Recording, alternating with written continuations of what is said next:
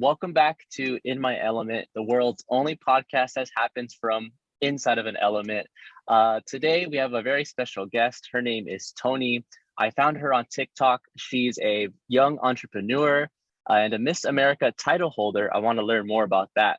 And most importantly, she lives inside of her van, which is super exciting. I know a lot of you out there are driving down the road are also living the van life. So thank you so much for tuning in. Tony, how are you? I'm good. I'm good. How are you?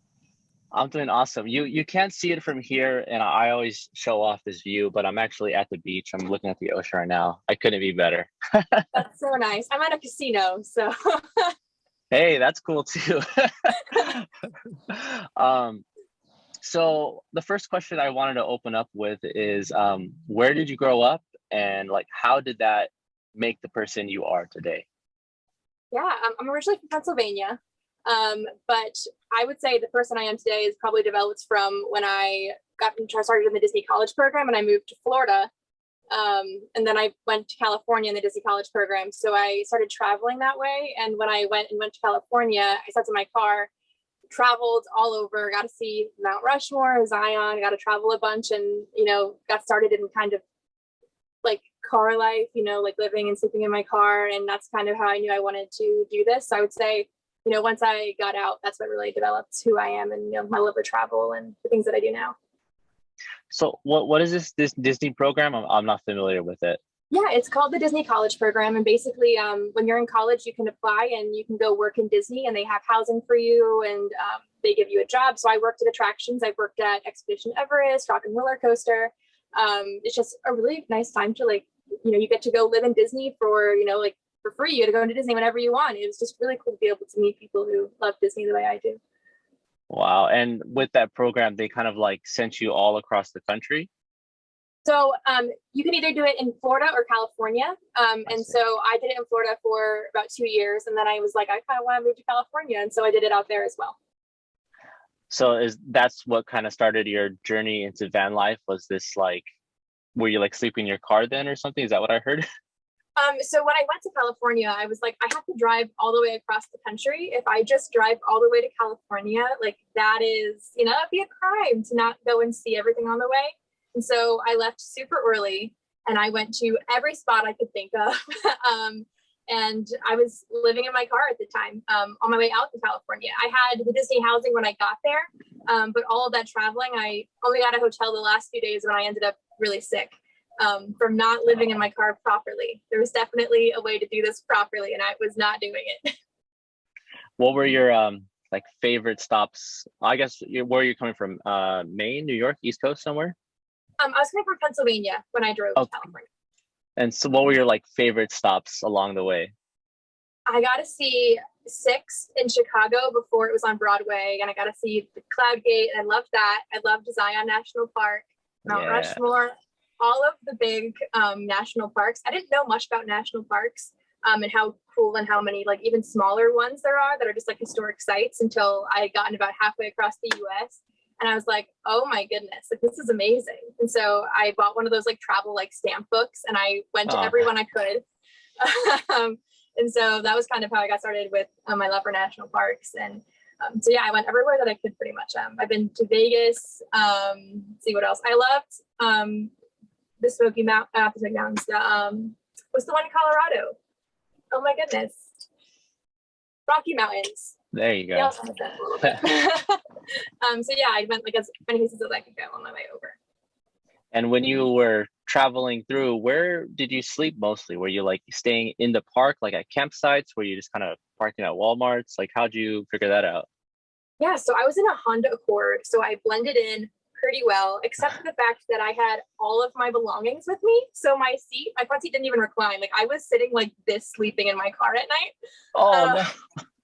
So it wasn't really comfortable. Again, I was not doing this right at all. I didn't know what I was doing. And so I was sitting mostly at like Denny's, 24 hours. So IHOPs, casinos, Walmarts, of course, all the basic ones. I never stopped at a campground. I paid not at all. I didn't pay for a single spot until I got to the very end when I was ill and just kind of did some Googling and was like, where can I stay in this area? And that's all those skills I use now all the time. So now you're most certainly doing it right. I've seen like you're you have a really nice van that I saw on TikTok, and I think did you build it yourself? I did, yes. Awesome. Can you tell us a little bit like about your van, like what kind of van it is and how the build process went? Yeah, so it's a 2015 Ram Promaster, and I had no idea how to use power tools when I started. I had no idea what I was doing. I actually have a video of me like practicing putting screws and wood in the garage, like my first week. I had no idea what I was doing.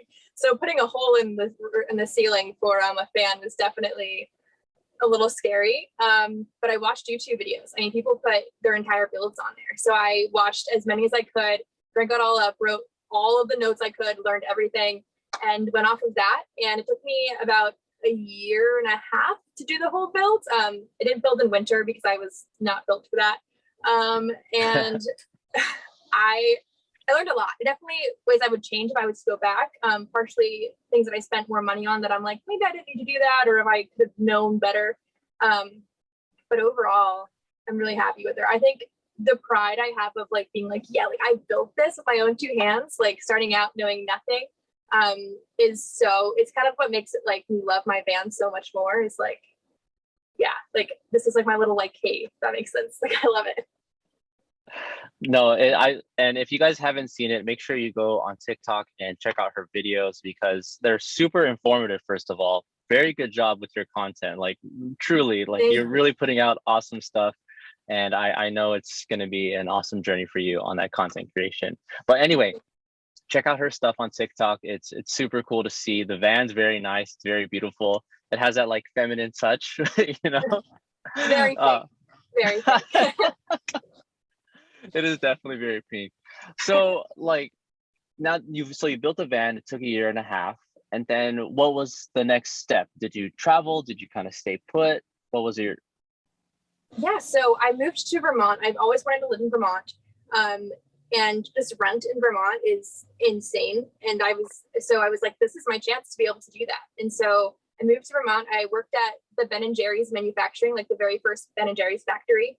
Cool. And I got to manufacture ice cream, and that was super cool. Got to learn all the behind the scenes stuff. And I lived in Vermont during the fall, which is the most gorgeous time to live there. And then during the winter as well, which is not the best time to live there. Like that was terrible. I have a Webasto heater, which is expensive, but absolutely worth every penny.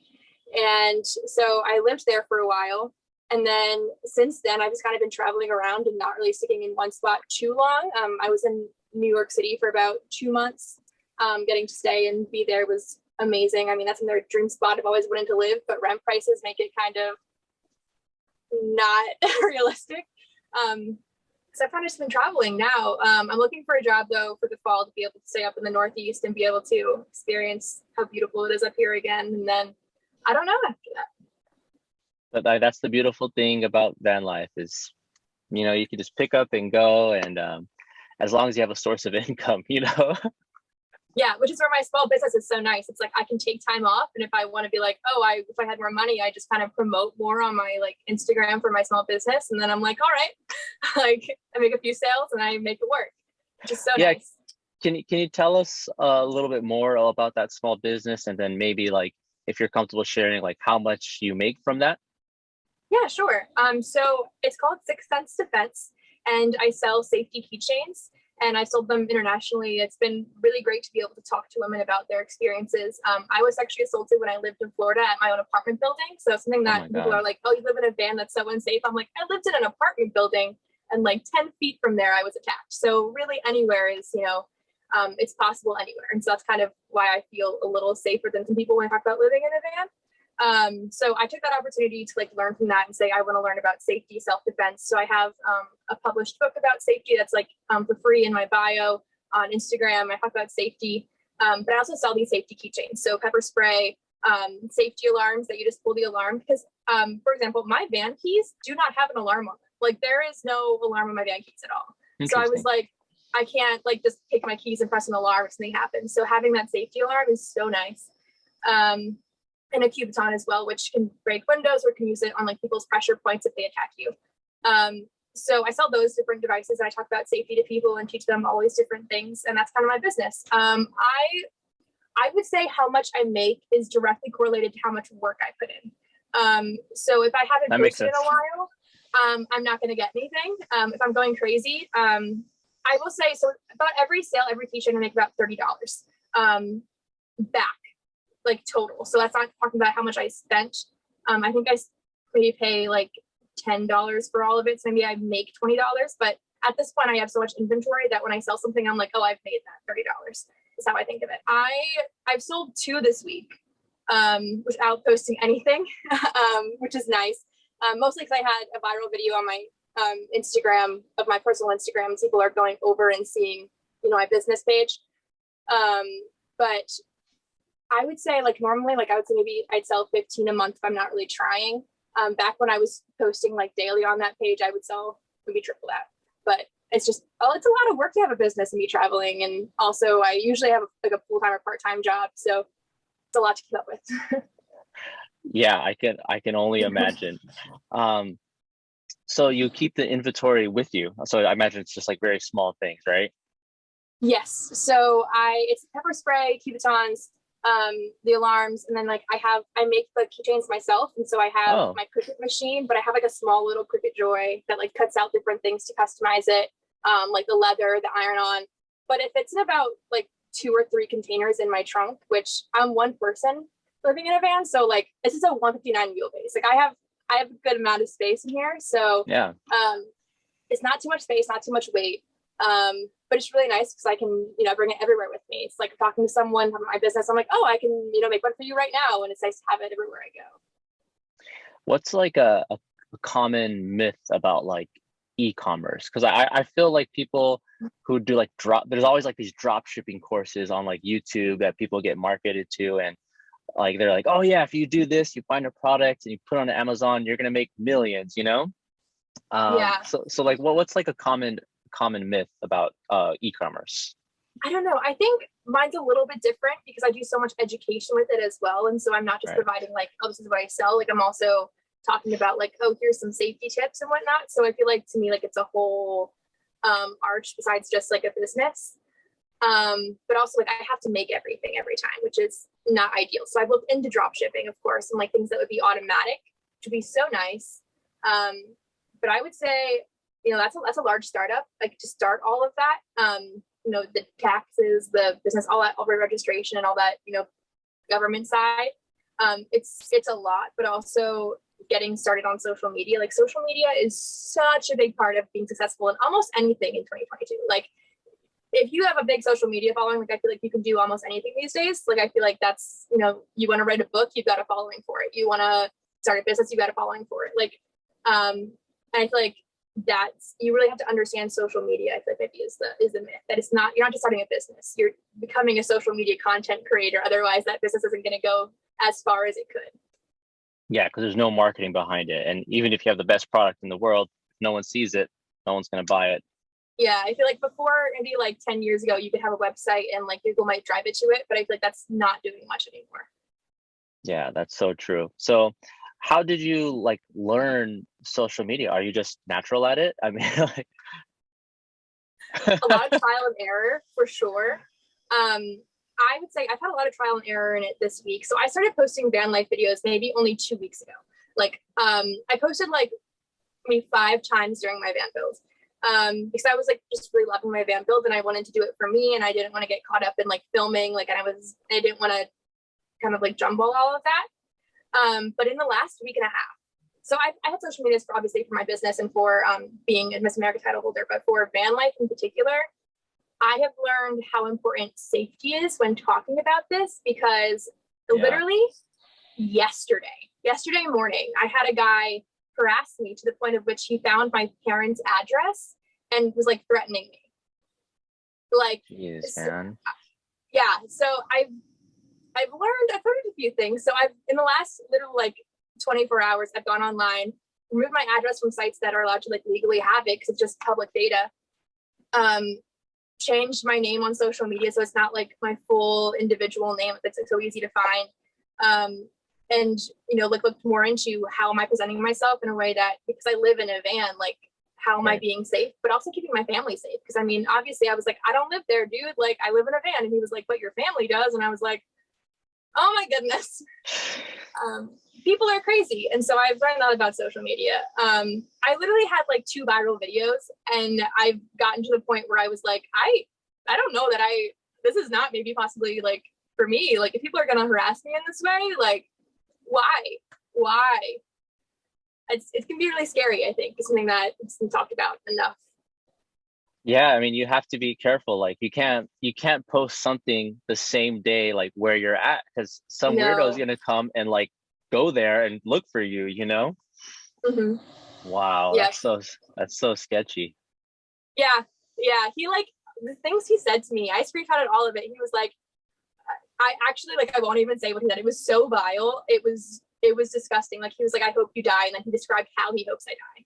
And I was like, okay, you're blocked. All right. Yeah. Well, what I like about you is that you're bringing awareness to women and whoever needs like to learn about safety out there, right? Because yeah, it is a problem when people go online and they say these things, because there's this filter, right? They would never say it in real life. They would never say those things, but because they're behind the keyboard, they feel free to say like whatever crazy things they want to say, you know? So I just think it's a good thing that you're like spreading this message and you're like sharing your experience, because I feel like young people especially are very unaware of the implications of what they post online, right? And like oh yeah, I'm here, and they never know who's out there watching them, like who are their followers. And you know, I just think it's a good thing that you're spreading this message, you know? Yeah, I kind of figured, you know, I didn't share where I was usually for like at least a week before I was a week after I left there. So I was like, oh, I'm being safe. But it's the fact that, you know, like they can find your old addresses, they can find your old information. The internet's forever. But even if it's not, like, I didn't post my address online, like that's public data someone can find in a phone book. Like, so it's just, you know, Google yourself. Google yourself, Google your name, home address, and it's that simple. It's that simple, and that's so scary. So you just said you were living in New York for 2 months, right? Mm-hmm. I just went there for the first time, and I had this expectation of New Yorkers in particular being like kind of rude and mean, and I like, you know, everyone's gonna be like kind of doing their own thing. But I had the complete opposite experience. I had nothing but love when I went to New York. Everyone was super fun, super friendly. I had an awesome experience in New York.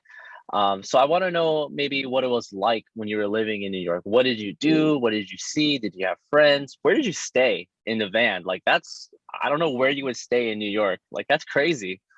Yeah, so I actually looked up Van Alley, and I was really trying hard to find Van Alley because it's obviously like an iconic spot for VanLifers on the Northeast. And I saw someone post one photo, and I reached out to them and I was like, could you tell me where Van Alley is?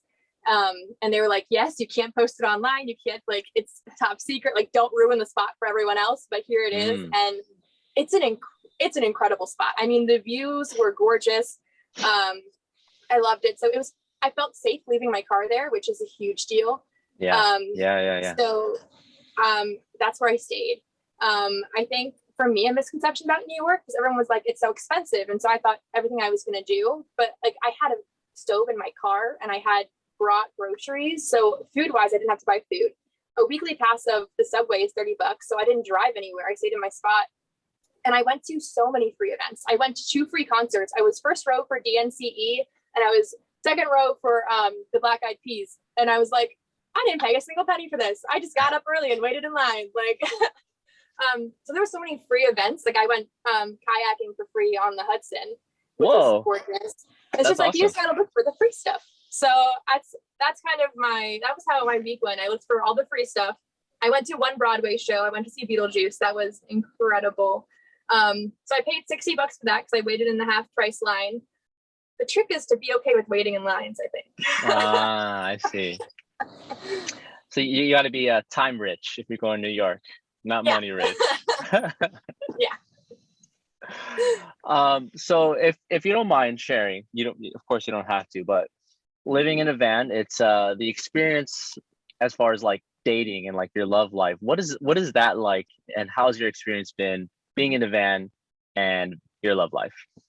Yeah. So when I built my van, I was like 24 and I never had a boyfriend before. So I was like, this is just for me. Like, this is my space. Like, it can be pink, you know, like, and I hadn't really thought about that or traveling with someone when I built out the space.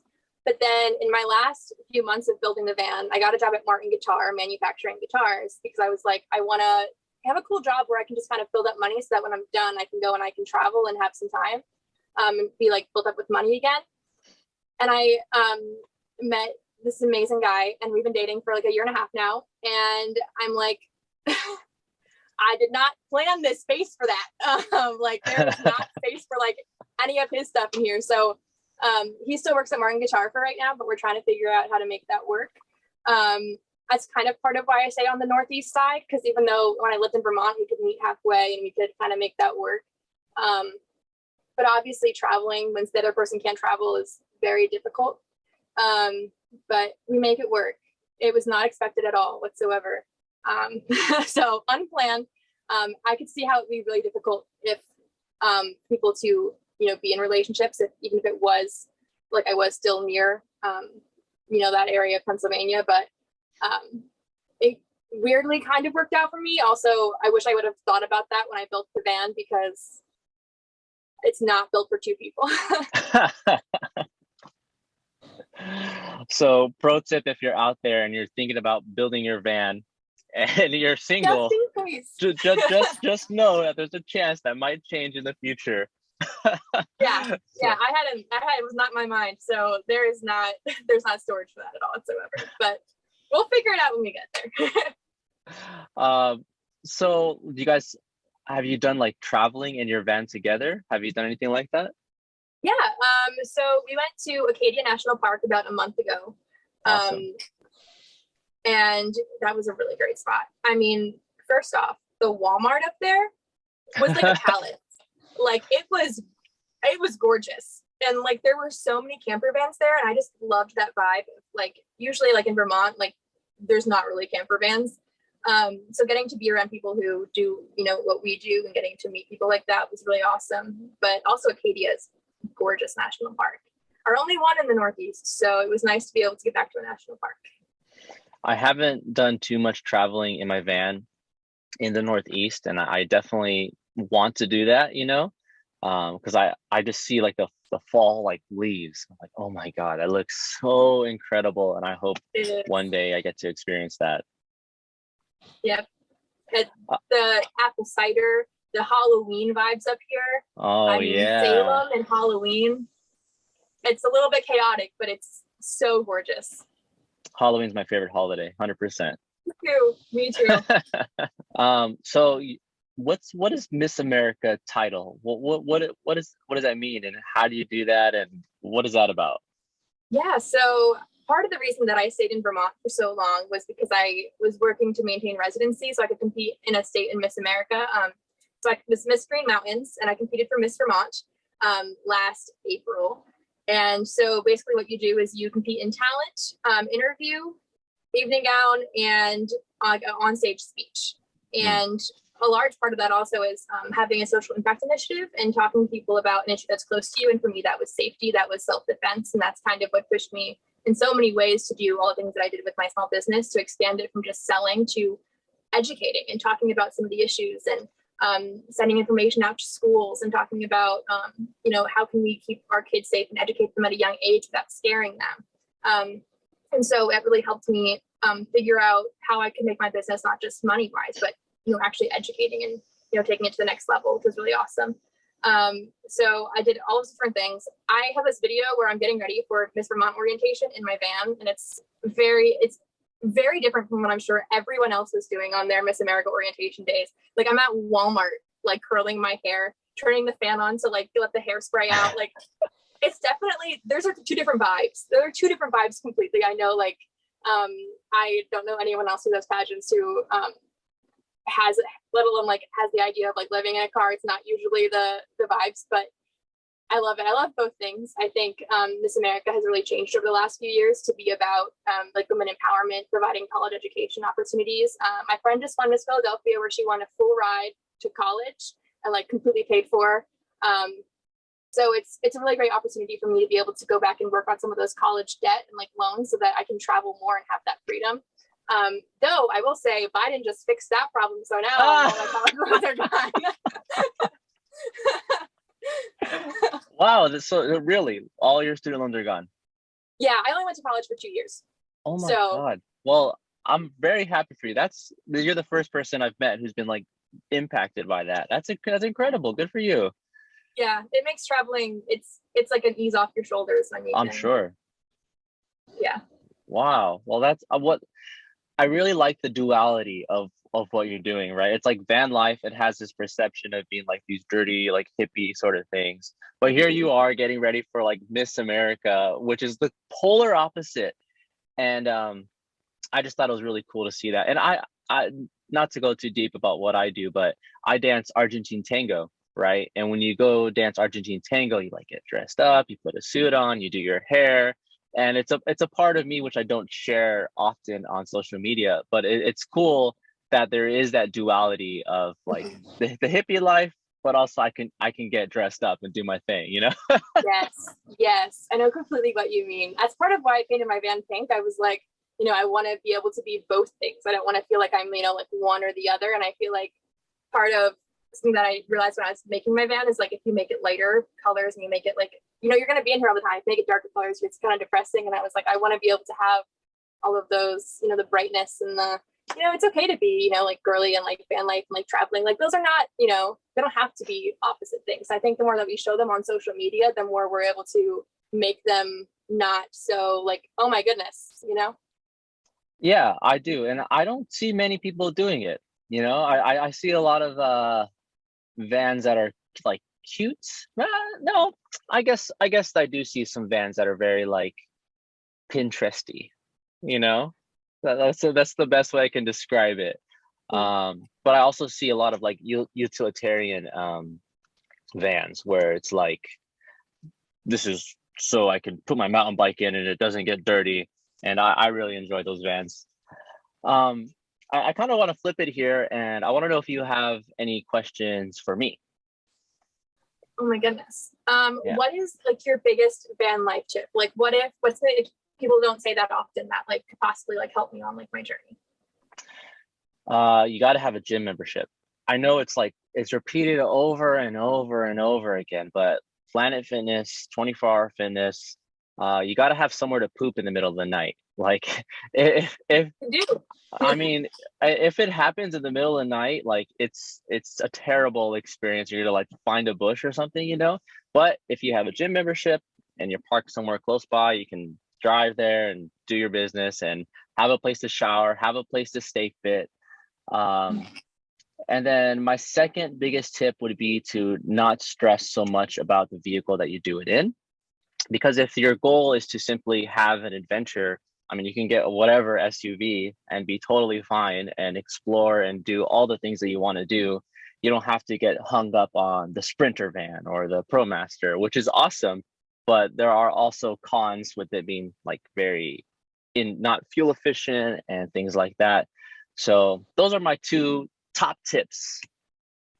Cut that into a clip and turn into a TikTok. Do it. Do you have a like favorite gym that you like have gone to, like a favorite that you tend to go to? So I am a yoga instructor. So I've taught at a lot of gyms, and recently for the first time ever, I went to the Planet Fitness and I was very impressed. Very clean, very inexpensive. Like Planet Fitness was great. 24-hour fitness was a shithole. Like, pardon my French, but like I've worked at 24-hour fitness. I'm never going to work there again now after saying this, but some of them were nice. They had like the expensive tier 24-hour fitness, but even then they're like dirty, like the bathrooms were gross. And, man, just I would stay away from 24-hour fitness. Do you guys have Crunch Gym out on the East Coast? Crunch? I don't think so. Not that I've seen. We might. Yeah, so I think the best option for van lifers is probably Planet Fitness. Honestly, just super inexpensive, clean places, nice staff that I experienced. So Planet Fitness for sure. All right, I can agree with that. My Planet Fitness in Vermont, where I lived for unfortunately so long, the showers were ice cold. So it was horrible. It was like I dreaded showering. It was like painful because you go from outside where it's like negative like 10 degrees and you have to go inside and take an ice cold shower, and No. that was terrible. Would not recommend, but I will say that was like the only Planet Fitness where I've had that happen. Like, so it was just like, you know, a fluke, but not a fun time. You know, that's some of the van life downsides. Well, what about you? What's your biggest like van life tip? I would say anyone who wants to get into van life should try it first, like in a car, like for a weekend, for a week. Like, I feel like people will get into it and they don't know quite what to expect. But I think me going across America in my car and maybe like, this is what I need, this is what I can't deal with, this is what like I'm going to splurge on. So it helped me know financially what I wanted to do, what I needed to have, but also like how I fit in with it. And so that I knew that when I made that investment in like the van, the very expensive investment, that I was thinking that I knew I was going to like. And I think if I was to go into that blinded and like never having stuff in my car and, you know, done all that, it could have been a little bit scarier. On that note, what did you end up, because you got your van in 2020 when I think van prices were up, but not like right before COVID. Right before COVID. So it was like, there was a little bit of like vans were kind of going kind of quickly at that point for some reason. And then I bought it like, it was hard to find a van, but I got it before the price increase because now, so I lucked out. What did you end up paying for it, if you don't mind me asking? I think 30,100, something like that. And then my van bill was exactly $17,777. 30,000 for a 159 Promaster is insane. That's like, for today's prices. I mean, you're paying like 50 grand for that same van right now. Wow. It's a 2015. Sure. 159 wheelbase high roof. So yeah, I'm very thankful. And I know my van bill was $17,000, well, 18,000 if you went around. And I know it's really expensive, but I did the math the other day.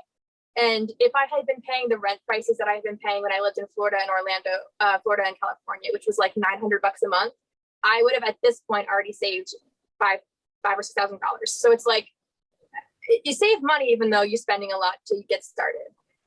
So, you know, it can be scary to put that down. But yeah. I had a business before my self-defense business, and that one was doing really, really well. And so I used all that money to put the down payment into my van and made it work. And depending on how you look at it, you have this asset now that you could sell. And if you ever decide to quit van life, as opposed to rent, where you just kind of, that money just disappears, it's gone, you know? Yeah, exactly.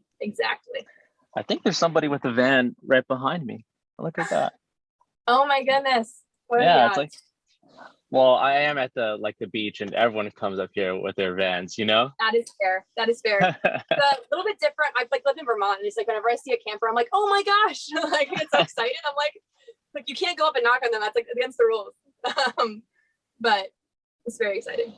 Speaking of small businesses, if you guys want to support the channel, we have our In My Element stickers. We just have the green, the orange, and we also have the blue and silver. So if you want to support our channel, I'll leave a link down below in the description so you can get your own In My Element stickers. Really appreciate your guys' support. Shameless plug there. And also, what do you guys think about this shirt? It's a Honda Element shirt.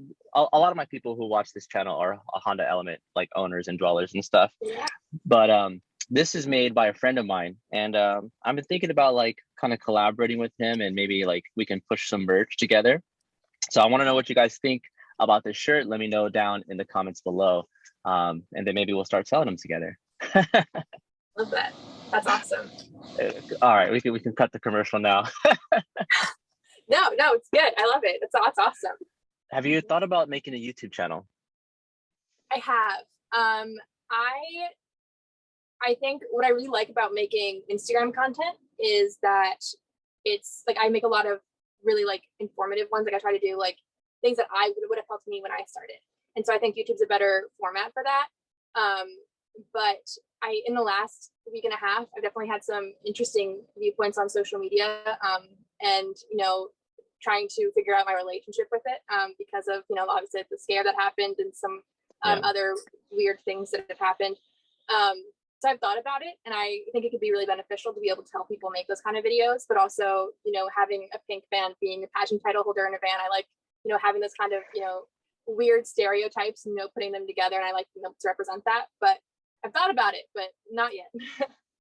I think you would do awesome on the platform. I really do, because the informative content that you're producing is what's like really needed. I feel like a lot of people do it, but they don't have like your perspective on it, especially with the safety aspect of things and the solo female traveler, you know.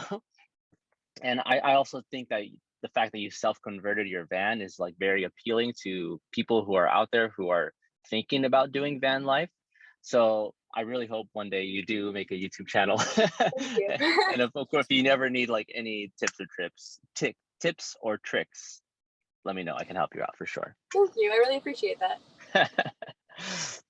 All right. Well, is there anything else that you want to add? I think this was an awesome interview, and I really appreciate you taking the time and sharing your story. Thank you. I appreciate you having me. This is really exciting. My first VanLife podcast. If anyone wants to follow me, I'm Tory DeLury on Instagram, ToryDelury. That's where I post all of my educational and just different van life and, New York City day in the life videos. But thank you. I really appreciate you having me. Yeah, and we'll definitely have to get a van tour. We'll have to figure that out somehow, where you can like film it and then like send it over. I'll edit it or something, because we get to see this part of your van, but there's so much more. So if you're out there listening, driving down the road, working out, whatever, thank you so much for checking out the podcast. If you're not a subscriber already, please hit that subscribe button, and we'll see you in the next one. Peace.